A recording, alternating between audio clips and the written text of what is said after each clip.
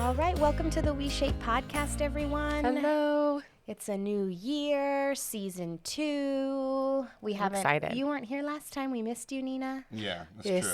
I was homesick. Yeah. Sorry, everybody. We're all back today. Wonderful. I'm excited to start a new year.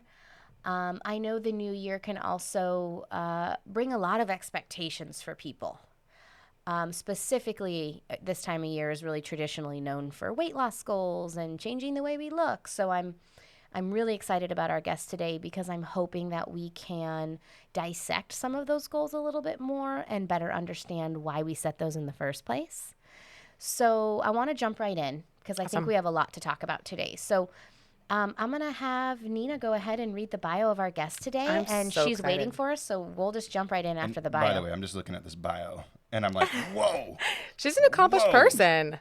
I'm excited. I got to talk with Dr. Dowset recently, and I was like, I want this girl to be my best friend. She's so nice. But I'll go ahead and read her accomplishments. So Dr. Dowset is our guest today. She is a chartered counseling psychologist offering support to people who would like help to break free from diet culture and repair their relationship with their bodies and food. Dr. Dowset is the founder of the The founder of the Intuitive Psychology Academy, where she offers one-on-one therapy to clients using both a psychodynamic lens and cognitive behavioral therapy approach. Herself and her colleague Becca Ellis co-host an online course called the Diet Culture Dropout and offer their resources via their Instagram platform and website, providing psychoeducation on these important mental health topics. Dr. Dowset has over 14 years of clinical experience and has worked in various settings, including university student therapy teams and the National Health Service, and an addiction and neurological rehabilitation center. During her career, she has found that regardless of the setting she has worked in, there were persistent mental health presentations that centered around body image dissatisfaction, dieting, and the overarching pressure to adhere to societal expectations, particularly for those identifying as female. This clinical experience with clients in conjunction with her own explorations around her relationship with her body, food, dieting, led her to pursue further training, and in such, she set up with the Academy, man, we're going to have to redo this, and qualified as a certified intuitive eating practitioner. Dr. Dowset lives close to the beach on the south coast of England with her husband and son and spends lots of time in her family beach hut, where she enjoys connecting with loved ones, eating good food, drinking tea, and beachcombing. Woo. Whew, that's a great bio. We'll welcome Dr. Dowset. Sarah, welcome to the podcast. Thank you for having me. I'm really looking forward to talking about these really important topics. Yeah, I mean, especially like I said with the new year here, WeShape has really been trying to hone in on telling people to bail on their scale and not have weight loss be the goal this year and set different intentions. But before we get into all of that, I'd love to just ask you, what got you into this field? Like, how did you end up here today doing this type of meaningful work? Well, I think a bit like we talked about in the bio, that sense of kind of that thread of people who identify as female in particular, but at the moment, I'm currently working with 2 men who are struggling with their body image and diet culture, disordered eating. But yeah, regardless of the setting that I've worked in, there's always been this thread of body image dissatisfaction and disordered eating. So I became quite curious about why that was the solution that people kind of went to in terms of managing their mental health, in conjunction with the fact that eating disorders has the highest mortality rate out of all psychiatric disorders. Wow. Oh my God. So, I didn't know that. Women in particular are literally dying to be thin. So people are dying. This is really important issues. So I wanted to understand a bit more about it. And often with mental health treatments and interventions, we often think about it in terms of the individual, what's going on in your life and what's happened in your earlier experiences that are contributing to these struggles that you've got today. But that didn't feel as though it really fitted with disordered eating and body image dissatisfaction, because what we know is that it's our culture, and particularly diet culture, that contributes and perpetuates the cycle of body image dissatisfaction and dieting. So I really wanted to kind of explore that a little bit more. But then at the very same time, I was exploring and trying to understand my own relationship with my body and with food, because I had been on and off diets for a very long time and was very kind of preoccupied with my outward appearance. So I'd be sat in front of clients thinking about their levels of distress and how to work with them, but at the very same time, kind of engaging in those behaviors that were perpetuating their distress and also my distress, and seeing how that was really impacting on my mental health and my ability to concentrate or focus. So I was having my therapy, had lots of therapy to understand my stuff in order to sit in front of other people and understand their stuff. And I was talking to my therapist about it, and I remember kind of getting to a point where I was feeling content with my body, but feeling as though I should be engaging in exercise and as though I should be dieting and I should be upholding these scripts around disliking my body. I felt as though I was somehow going against the grain by wanting to stop that. And so, yeah, lots of therapy kind of going back and forth. And my therapist said, have you read Susie Orbach's Fat is a Feminist Issue? And that was kind of really like a door opening for me in terms of understanding that these issues are placed as part of a much wider oppressive system of harm, and not so much about me as an individual or my clients as individuals. So yeah, that really got the ball rolling, and I just wanted to learn more. And then I was like, oh my goodness, and there was so much to learn, and there still is so much to learn. But what I understand now is that when I work with people with body image dissatisfaction and disordered eating, is that it's not about the individual. This is not about a problem that exists within them. It's a problem that exists within our society. Absolutely. Wow. Well, that is It's a really lot to unpack. powerful. And I think that, you know, if people are listening right now and they just leave with that awareness, I think that's a step in the right direction, right? Because I think what happens, and tell me if this has been your experience, but is you think that that's you. And really it's society. And there's a big difference. And so when that voice comes in that you should, you can go, oh, that's society. That's not actually me.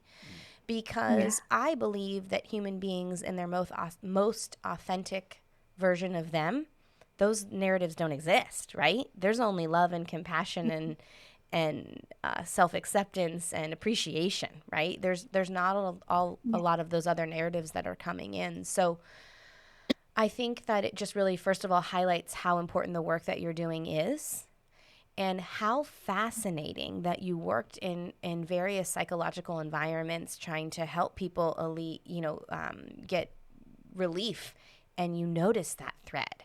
I mean, that's really powerful if we sit in that for a moment, right? So, where do you want to start, Nina? I just want to make a confession, because I like hearing you talk about having your own experience with your own body dissatisfaction as you're helping other people with theirs is like something I really resonate with. When we started this podcast, and we're like, I really care about this topic. I really believe in this being something that needs to be dismantled. It is a system of oppression that affects so very many people. And I remember when we started this podcast together, you were like, let's do this. It's going to be great.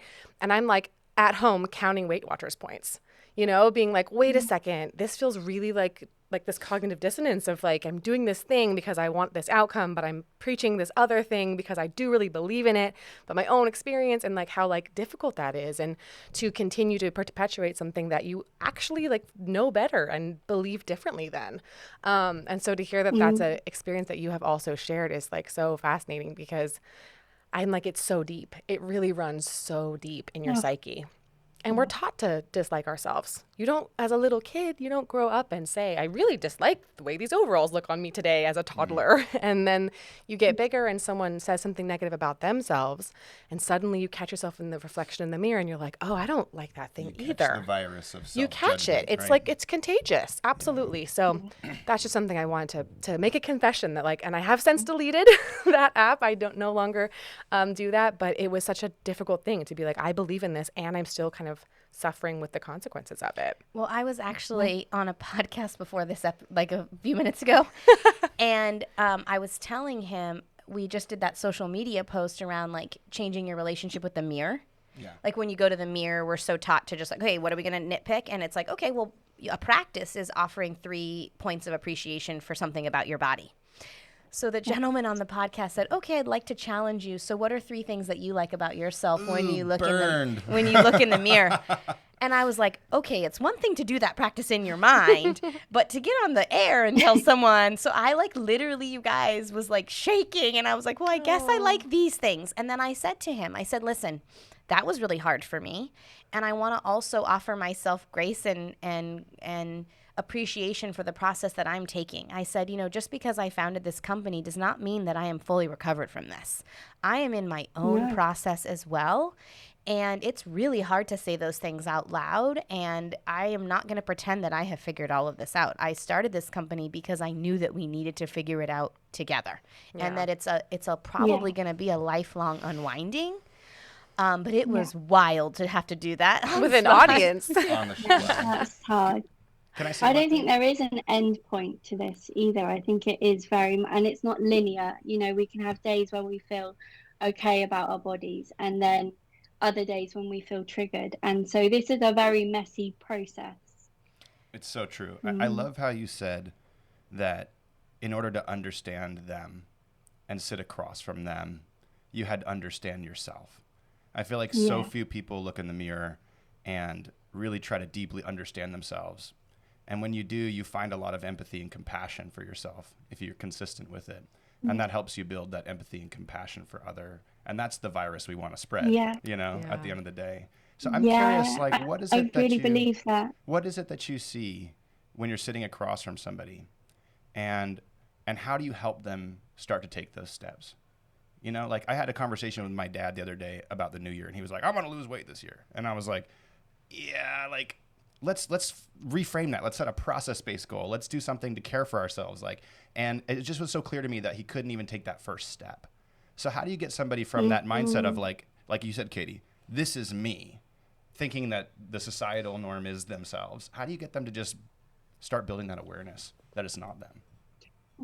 Well, I think it's important to really understand the motive behind that desire for weight loss.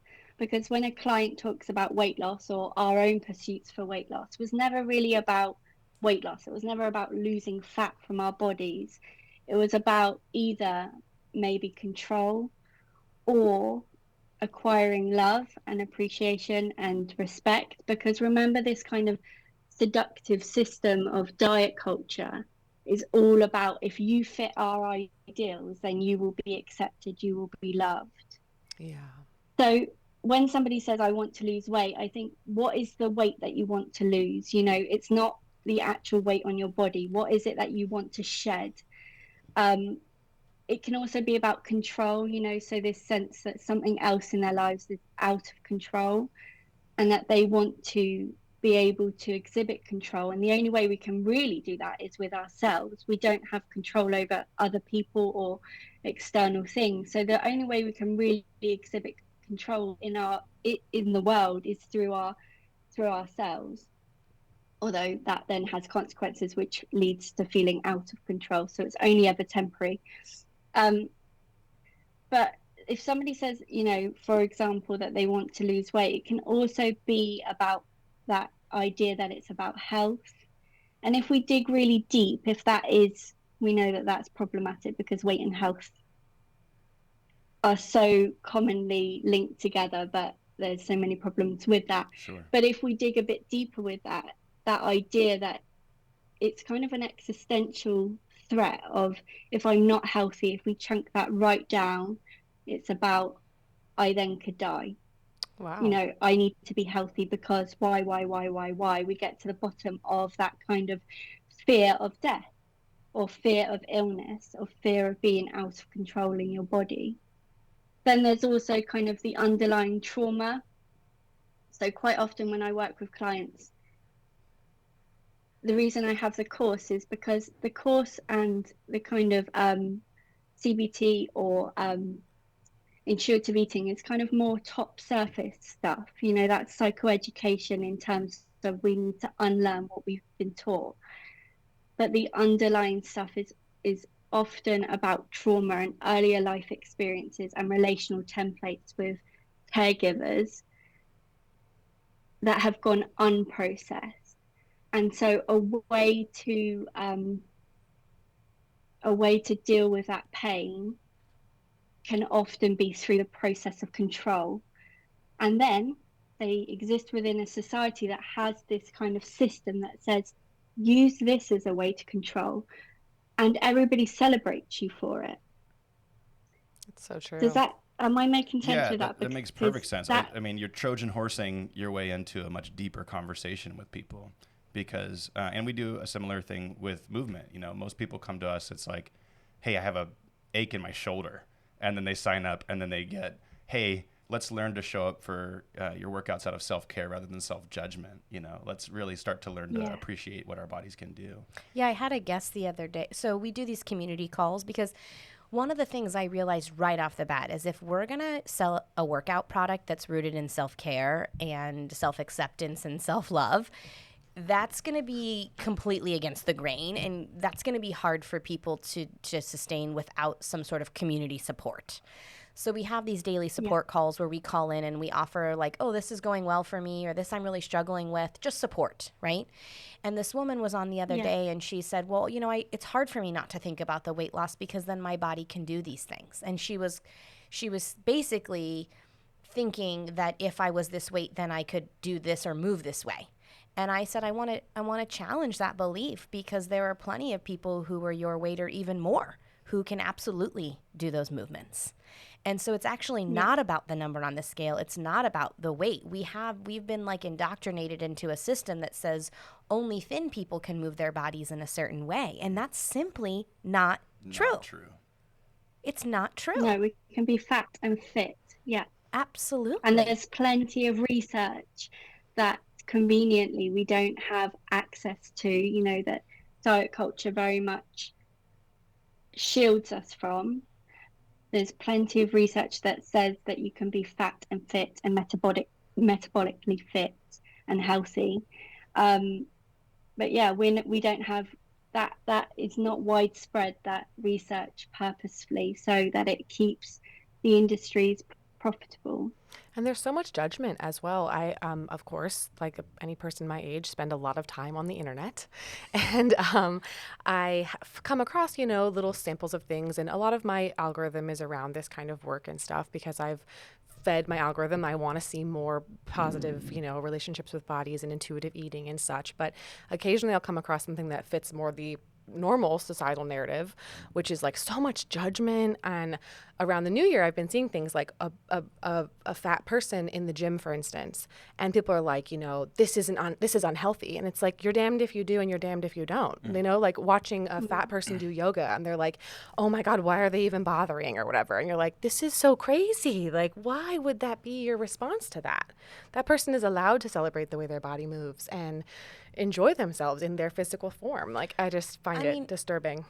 We've talked about this before, but if people could just sit in this idea that like there is one body type and all of the fitness industry and whatever toxic messaging is trying to get everyone to be this one body type, but there's 8 billion people in the world, that isn't even like logically sound. It's not. But we believe that. And I'm Yeah. like, there are thousands, millions of different body types. Like, why do we think there's only one?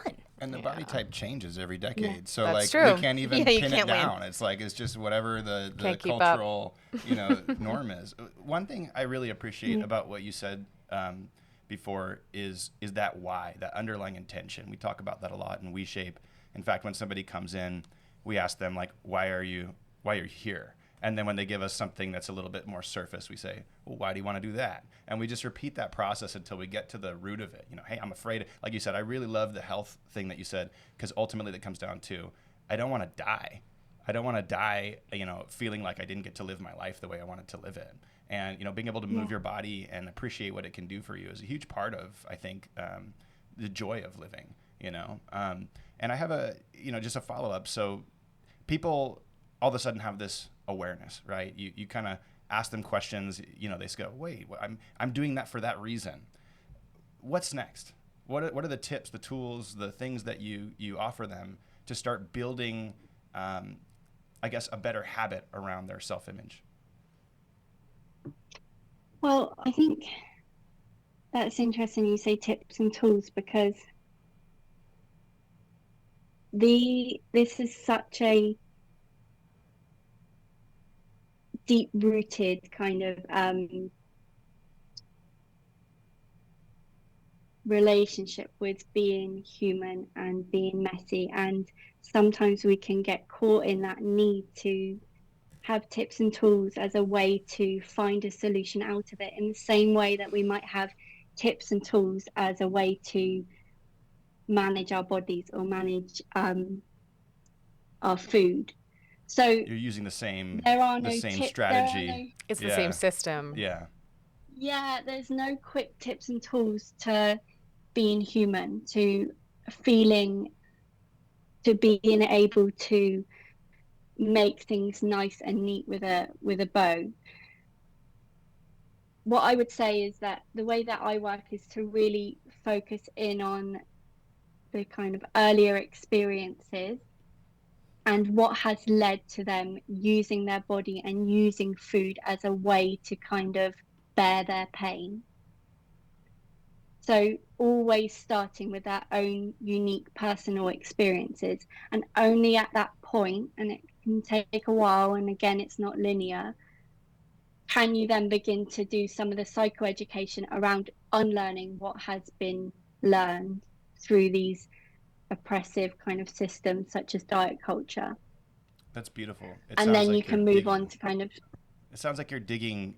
Say that again. It sounds like you're digging for that root, right? You're looking for, hey, where is it that you feel incomplete, that makes you believe the societal narrative and lean into that? Yeah. And if we just try to give it, I think you're saying, if we just give you a tip like, you know, appreciate yourself or whatever, there's still that root there that's never going to go away until you get all the way down to it. So a bit like, I don't appreciate myself because I didn't feel loved and cared for by my caregivers, or I didn't feel seen, or whatever it may be.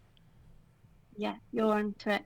And I think a bit like you said, Katie, at the beginning when you were on this podcast and you're being asked to name 3 things about what you love about your body, it's like we can't skip to that bit without doing this work first. Because we can all stand in the mirror and we can say affirmations, but that becomes just another kind of method to a solution to managing kind of underlying mental health issues. And yes, if we repeat them, they're more helpful to hear than maybe those kind of critical internal scripts. But ultimately, unless we do that inner work and that kind of messier underlying work, and you know, therapy is one way to do it, but it can be done in other safe places as well with people that we trust. If we are raising our kind of unconscious into our conscious awareness and gaining insight and being reflective, it's at that point that then those affirmations are really going to ring true. You're not just feeling them off, for example. Yeah, so I have a couple of things about that. So what's interesting is I've never really been a fan of the tips and the tools. Like, I'm just like, it's too hard to say what is a tip and a tool for you that would be a tip and a tool for me anyway, just even if we had both done that work. I think where my passion really lies is in the awareness of the toxic societal implications that come with the messages that we receive in our family systems, in our community systems, in the media systems. And I think that that's why when people join our community, I get it's tricky, right? Because I'm have a big group of people that I'm trying to navigate in a way where I can't give them, where I'm not a therapist and I can't give them the one-on-one, right? So this is part of the reason why I have said I really like people to focus on a deeper intention that brings them closer to self. Because I do believe that when you sit in an intention that's meaningful for you, some of that work and awareness, like you're asking the universe to bring you these experiences when you do that. So part of the reason why I ask people in our community to start with the intention is because I believe if they can really truly sit with an intention, that will invite that work in and they'll be able to go down a path. So I hope that WeShape opens the door for the path, but I recognize that the path is different for everybody. Secondarily, I do hope that WeShape offers people a product or a tool that helps them connect with their body through movement, because I do know that a lot of other workout products on the market are really aiming to burn calories and to do this and to do that. So if I can offer people have a desire to work out and move, and I can offer them a product that's also rooted in this, I'm happy to do that as well. But one of the areas that I really want to focus on, I've always been fascinated with family systems, community systems, and all of the belief systems that we adhere to that we don't even know we're adhering to because we're just children growing up in these environments. Before I was in health and fitness, my background was in child and adolescent development. And it's fascinating to me when I look back. You know, I went to school so many years ago, but there are things that always stuck with me, that like research things that I'm like, I can never forget that. And one of them was the study they had done on media, where there was like a couple small countries that had never had the type of media that we have. And yes, and they introduced the magazines and different TV commercials, and those countries had not seen eating disorders before. And I was like, Yeah. you know, because in the psychological world, in developmental psychology, there's always the debate around nature versus nurture, right? And so I remember feeling like, I just want an answer. Is it nature or nurture? And I left going, I don't know that still. It's inconclusive. But it was the one study I was like, well, that is not, you know, that is clear that we're introducing this and we're having problems. So it was like the correlation was so strong that it always stuck with me. So I want to spend some time bringing awareness, because I do think awareness is very powerful. And I think if we can better understand the system that we've all unknowingly subscribed to, and we can separate ourselves from that system and bring more awareness, that in itself can create a lot of power and a lot of shift in our own system. So maybe you can help me better understand, like, what do you think would be where should we go in this direction, knowing that I want to talk about, like, what do you think is the most powerful thing for us to unravel around societal systems and family systems? And give us some tips and tools. No, do not give us tips and tools. He's joking. And you know, tips and tools are necessary, but at that top surface. So the way, just to kind of follow on from that, the way that I think we reclaim our relationship with our bodies, because if we think about the system kind of owning that when we are being obedient and compliant to the system, is to be able to do it in this kind of way where we're understanding our own stuff, then we're understanding the systems and the psychoeducation around the oppressive systems. And then the third part is kind of like, right, what does this look like in day-to-day life? So there's a place for all of this, and this is just my lens. This is the way that I work. But yeah, that psychoeducation around the oppressive systems, and the fact that we were born with all the wisdom that we need in terms of how to eat and to register our hunger and fullness cues, and to, like you said, Nina, like appreciate our bodies and not critique our bodies when we were younger, to then developing under this conditioning a dislike of our bodies and an abandonment of ourselves and our bodies and control around food.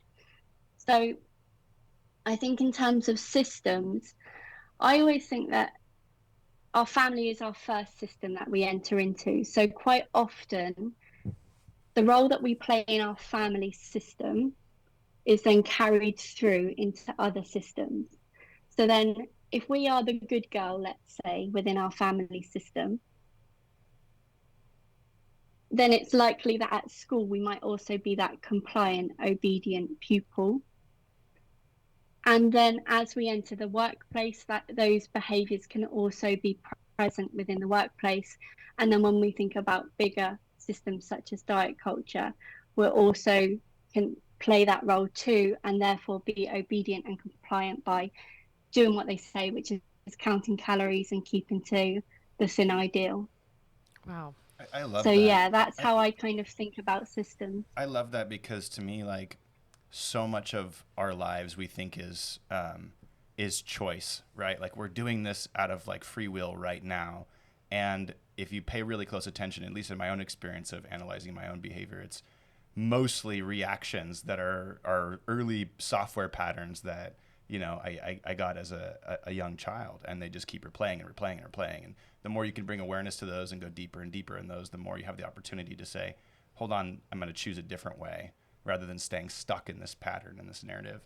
To expand on that, like, are there particular avenues that you would typically take people down? Like, I think when I say tools and tips, like, I know that sounds like, like we're looking for this superficial top layer thing, but I'm sure that if you were to, think about all the people you've worked with, you have a handful of different things that you notice are common that people could explore in themselves to hopefully find their way back to, that self that doesn't judge themselves and dislike, the way they look.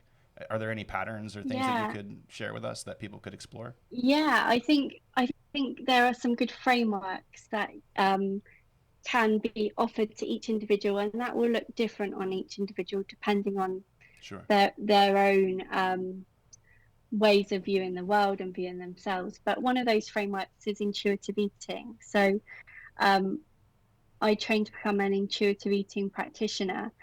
And what that does is it kind of bridges the gap between somebody's decision to stop dieting and them healing their relationship with food and with their body.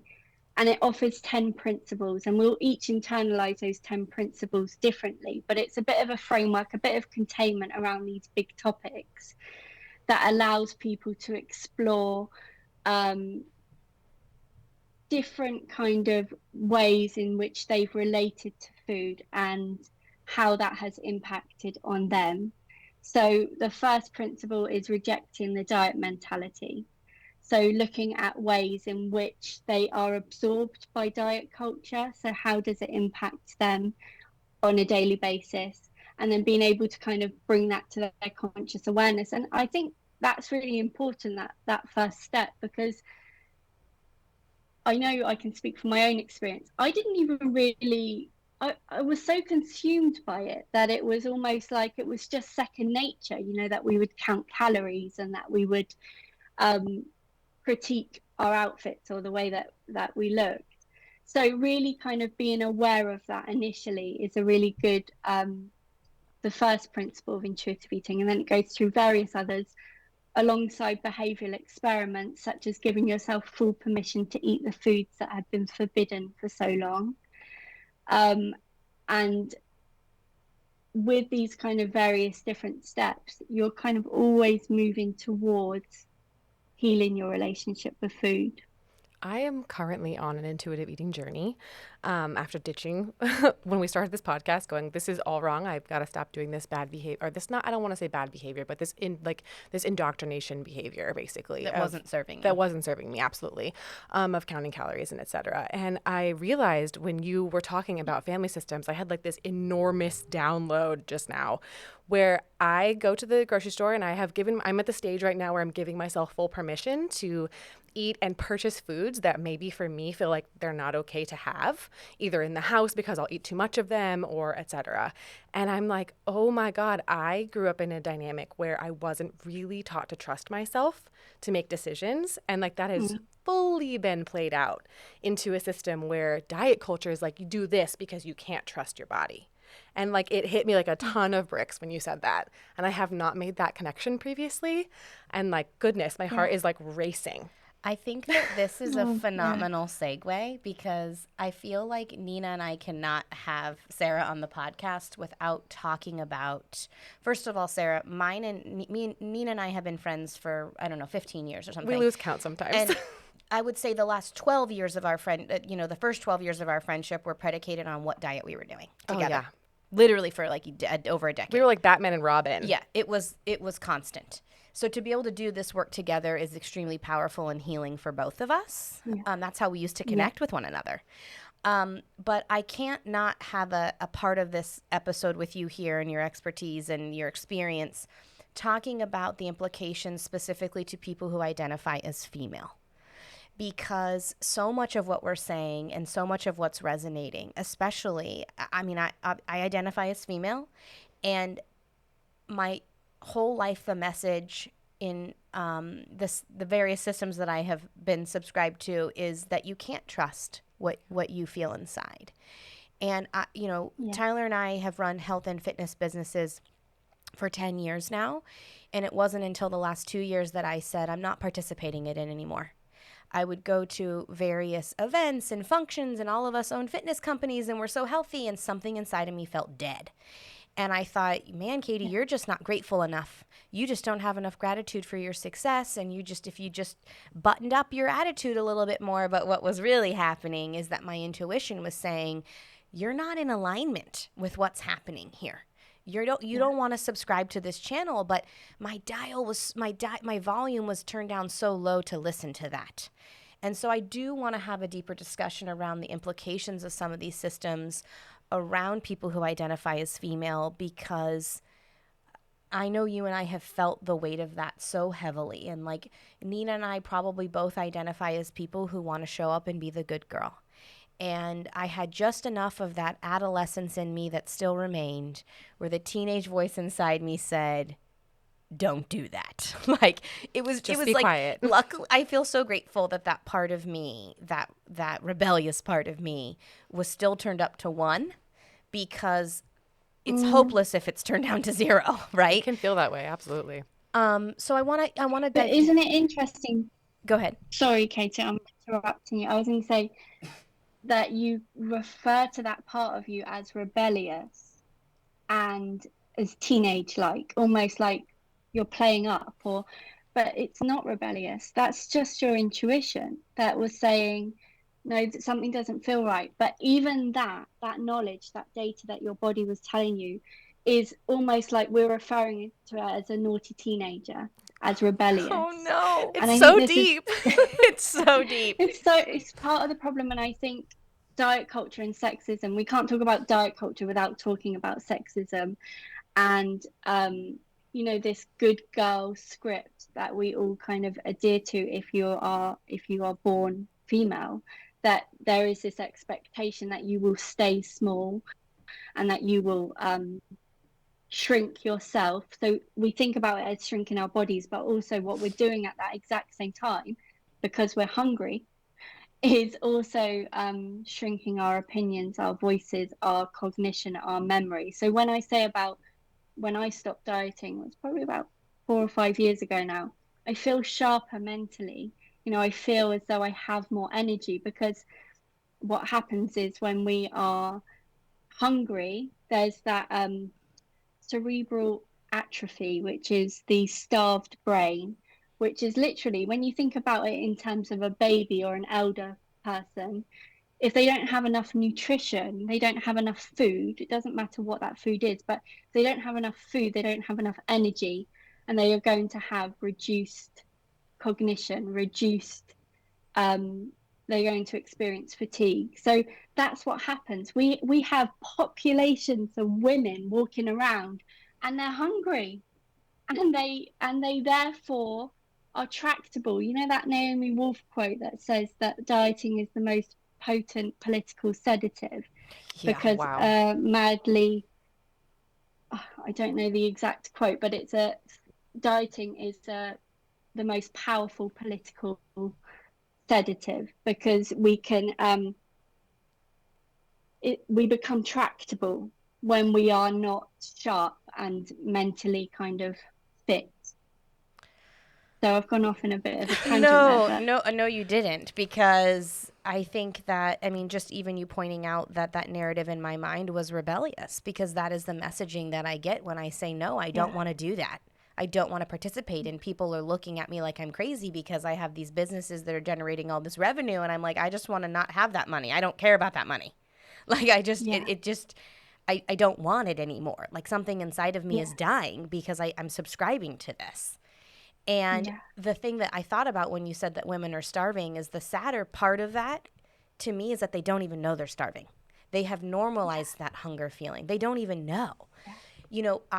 I was a neurotic eater for many years, and I can't eat gluten, I can't eat sugar, I can't eat this, I can't eat that. And it wasn't until our family was gluten free, and our daughter had gone through a process where she was like, I don't want to subscribe to that anymore. And she actually and we caught her like eating gluten at, different things. And I said, oh, we just want to check in with you about that. She had Lyme disease at the time, so we were trying to really manage nutrition. And then she said, Mom, I'm in jail, and if you're not going to let me out, I'm going to let me out. And I said, She caught some of your rebellious yeah, nature. yeah. Well, Sorry. Good. I said, everything Yeah. has to change. Everything has to change, and it has to change with me. And so that was a huge journey for me to really release the handcuffs of the food. And it Yeah. is funny that you talk about that, because now I do kind of eat whatever I want. I'm not completely like, sometimes I'm like, okay, like I'm feeling sick, like don't eat, like, I'm still mindful about the food choices that I make, because I do have a desire to have energy and not feel sluggish all the time. But I do have the croissant, I do have the cake, I do have all of the things now. And I probably have never eaten more in my life, and I've probably never felt more energetically, psychologically, and emotionally sound. And I really didn't Yeah. make that connection until you said women were walking around hungry, and I was like, oh my God, I was probably under eating for years. For years. But we Yeah. think that as women, if we're not 100 pounds, that we're not under eating, right? Because there's like this connection with people who under eat having to have a certain body type. And so I don't even know how many women are aware that they're hungry, because I wasn't aware that I was hungry. I literally wasn't. And so, I really appreciate you talking about that, because I do feel like I have more energy and more stamina and more, you know what I mean? Like I do feel completely different in my body, and arguably I went the wrong way, right? Air quotes, the wrong way, because I said I can have gluten if I want, I can have sugar if I want, I can have anything I want. And, but yeah, I think that we label those parts, like you said, rebellious or teenage-like, because it is against the grain. It's not what we are told is the best way to go. Yeah. So when your daughter came to you and said that, that was her following her intuition, and she was fortunate enough to have parents who said, okay, let's think about that. Let's pause, and I'm going to support you, and I'm going to hear you, and I'm going to validate you. But if that is, you can see how if you are in that initial primary system where you're not validated and where you're told to not trust your intuition, then that is exacerbated by this kind of bigger societal system of diet culture, of sexism, and like you were saying, of capitalism as well, that need that somehow you should be happy because you're earning this much money. So you're told to measure your worth and pitch your worth against what's in your bank account, how much you weigh, all of these kind of things that are external to us. And I remember too when, because your daughter is such a teacher for us. Oh, I feel God, so she grateful is. for her. I mean, she's almost 10 years old, and she is just like spicy and wonderful. And we're like, I learned so much from watching her grow up. It's almost like, I mean, she's not my kid, but it's almost like a reparenting experience to be able to see her grow up in a different dynamic than the one that you and I both grew up in. But I remember when she first started kind of becoming aware of her body, because that's a part of life where you kind of think more about you versus someone else. I think when you're a really young child, you don't see separation in the same way as adults do. And I remember when she kind of started being aware of herself, we were like, ooh, we have to be really secret about our diets now. Yeah. And like that was our plan, was to like go in the other room and like talk about how we were going to like control what we were eating rather than do it in front of her. Because in our minds, of course, we have this ideal that we want her to grow up and love herself and feel differently than we felt. But being millennial women who grew up like watching shows where the women were as thin as possible because that was the look of the time, we were like, no, we're going to still sit over here and do what we're doing, but we're going to try to help you not do it. And it was just this bizarre thing. And thank goodness, I actually am really proud to say that it's been, I want to say months longer, I mean, then we have sat and talked about what can we do with the way we're eating and the way we're moving. And that hasn't been a topic of conversation. And I would say it's actually been it's probably been way longer, yeah. but like, I don't think about it anymore. And the depth of our friendship has changed, right? Like we don't talk about that. Yeah. And I don't want to call it trivial because it absorbs your mind. When you're hungry and when you're thinking about how you look in your clothes, it's almost all you think about. It's almost all you can talk about. It creates like obsessive loops. And then it's like, kind of like what you said back to the political comment. It's like, here's the box that we're going to have women sit in, and here's the system that they're going to be subscribed to and indoctrinated in. And all of these things will keep them there. It's so powerful. And when I stopped obsessing about food and my body and the clothes, when I just said, this isn't important to me anymore, my entire world opened up. It was like, look at all the other things that I can do in this life, that I can experience. And exercise is no longer a punishment. Like I have desire to move my body, to go to a yoga class, to go for a hike, to use our product and move my body. Like it's not coming from a place of I feel like shit about myself. Look at the woman on this magazine. I ate something I wasn't supposed to. Now here's my penance to pay. It's I have a desire to connect with my body and move my body because it feels good. And that is true authentic power, in my opinion. When you're using exercise as a form of punishment, that is subscribing to a system that keeps you small because you're being punished. When movement and exercise is used as a way to express yourself and lean into your power and feel good, you're this big, right? So I really appreciate you bringing up the gender thing, because it's paralyzing sometimes. I know that feeling of like, I'm not going to get out of this. How do I get out of this? Everyone around me is telling me to do this, and I feel like I'm the only one who doesn't want to do it. Well, it's just to comment on it's that. all consuming. I feel like, I watch a lot of people stay small in this world. And I think that, beyond just subscribing to the diet culture, people have a fear of standing out from the norm. And, I think the more people that are able to do this work and appreciate themselves and their bodies, the more we give everyone else permission to do the same and not feel as much fear. I don't know if I have a question related to that, but I'd be interested in your perspective on that, because you said, we're hungry and so we stay small. I think a large part of people's energy to listen to that inner intuition also comes from those obsessive loops and that thought energy spent in that. But like, how do we get people to love themselves enough to stand up and just be who they authentically are, instead of, put on a mask and walk around the world with it? It's a loaded question. It's a hard job. Yeah. It's I think it comes back to that self-awareness, and being aware that they are part of a system, that we are born into these kind of oppressive system, feminism, capitalism, diet culture, weight stigma. So we need to register the threat as well, because from an evolutionary perspective, if we didn't fit in with the pack, right, then we would die. So when people think, I want to be thin, it's about fitting in, it's about safety, it's about security. We think it's about what we look like, but when we dig much deeper, it's about, the need for survival. It's kind of hardwired in us to fit in with the norm, to fit in with the pack. But we don't have those external threats. We don't have the bear coming over the hill anymore. So we don't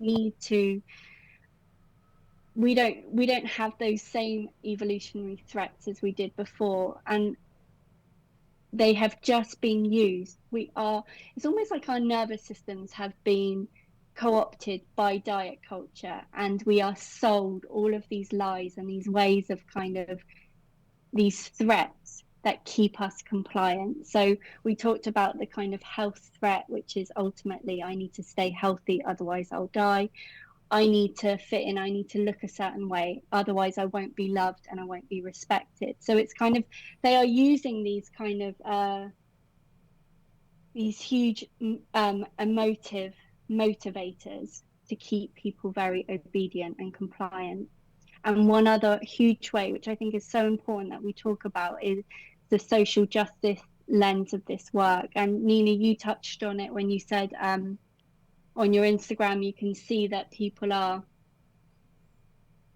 ridiculing fat people in the gym, you know, like, I mean, it's such a huge part of this work. And I think it's also important that for me talking about this, that I recognize my thin privilege when talking about fat issues, because yeah, unless you have that lived experience, I will never understand what it's like to go onto a plane and not be able to be accommodated for that. My body is just eradicated. No, I won't understand what it's like to go to a gym and for that to be a genuinely unsafe place.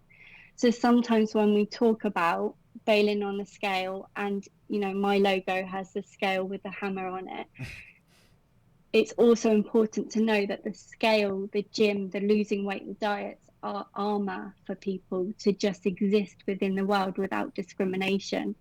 And it acts as protection. You know, this is such deep layered work that it is, when we say we can break free from it, that's a lot easier for us who are in socially acceptable bodies. We're recovering, although yeah, my body has changed and got bigger and softer as I've stopped dieting, but I am still in a socially acceptable, thin, kind of privileged position. So yeah, I really wanted to touch upon that because I know, Katie, as well, you were saying about talking about these other kind of systems that influence diet culture, and weight stigma is something really significant that keeps people stuck in this cycle. I appreciate you So bringing yeah, that if up we said because to it was a fear of mine to do this work and have that thin privilege. But something inside of me said the work was still important to do and that we can address it as it yeah, comes up and to be open to it because yeah, it's kind of, it's, yeah, I mean, we will never understand that. And I want to offer an open mind and awareness to all of the perspectives because I'm only one of them. And so I really deeply appreciate you bringing that up. I think it's a really important point that we have to bring up and revisit over and over and over again. And yeah, I know we're coming up on our time, but I definitely want to, you know, I think you've done so much work in this field that I really want to make sure, you know, part of the way that I think that cycles are broken, and I'm always open to if you're like, that's not the way, but part of the way is I think for the people who are a part of the group who are the oppressor is for those people to have an open mind and to hear the narratives and the stories of those who are being oppressed. And so, like you said, we can't talk about toxic diet culture without talking about sexism. So for the white privileged men who are out there, who are open-minded, who want to create change, like I believe that the change has to come from the people who are oppressed, but it also really has to come from the oppressor, right? Because they have more power in some of these like societal implications. Is if there's a white privilege, like Tyler's very open-minded, right? So it's like when we're having these dialogues, I'm like, sometimes you don't understand. I'm like, you don't know what it's like to be a woman and you're just like constantly obsessing about how you look, right? And we talked about this when we had Katie Wells on the podcast. Like when men go to the gym, they're like, your gains, and when women go, it's you're losing, you're getting smaller. When men go, they're getting bigger, right? Mm-hmm. For the people who are open and who want to create change, who have that kind of privilege and power. So like if you got to tell Tyler one thing today, for example, I'm gonna throw you under the bus. Let's do it. When it relates to sexism, I think it's important. You're the co-founder of a company that's trying to break toxic weight loss culture, but you're in the most privileged position in our society by far. I'm in the second most privileged position. So for those in those positions that are open-minded, that really do want to help and create change, is there something specific, a message that you, or a type of awareness that you'd like us to have, or what if you had the platform to be able to say that, like what would you talk about? What awareness would you bring? I think it's about, this is yeah, this is tricky, but I think it's about those who are oppressed the most as a result of the harms that the systems have caused, fronting the change, fronting the movements. So, Like giving those people the yes, biggest that voice. includes women.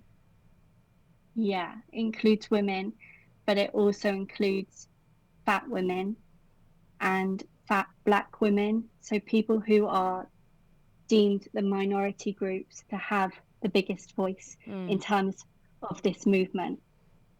So yeah, being able to step back and to learn from that voices, Aubrey Gordon, Sonia Renee Taylor, um, other authors such as Sabrina Strings, that we are learning from people that have lived experience, that our platforms are not just used by us, but by people who are living in larger bodies, that we are raising awareness through allowing other voices to exist alongside our own and not centering ourselves. That's yeah. I love that. This is the social justice part of this work that is at the core, and I think it is really, really important to this movement, is that we can support with our privilege the movement in action by elevating the voices of those who are most oppressed. I have something to add to that, just for any men listening. I think that when I look at my own evolution as a human, if I go back several years, you can't hear someone's pain unless you're in touch with feelings. And one thing that I really don't like about society is how little room there is for little boys learning to be in touch with their feelings. And I think that if men are going to do some work, it's really getting in touch with those and understanding what they feel like in your body and experiencing them, so that when somebody comes to you with their own set of feelings, they make sense to you. And for me, I remember many years ago, like being in a therapist's office with you, Katie, and the therapist saying, "How do you feel?" And I was like, "What does that mean?" And they gave me a laminated Yeah. card, and I had to read from the card how I felt about it. And so that person isn't able to hear the pain from another person. They're stuck in their privilege. In order for me to hear more, I had to go deeper, deeper, deeper, deeper, and find a lot more compassion for myself. And I've heard you say this several times. Ask the question, why is this my scorecard? Why is my bank account my scorecard? Why is my looks my scorecard? Because I feel like they're the wrong fucking scorecards at the end of the day. I think that coming closer to yourself and kindness and compassion for other should be the scorecard that everybody has.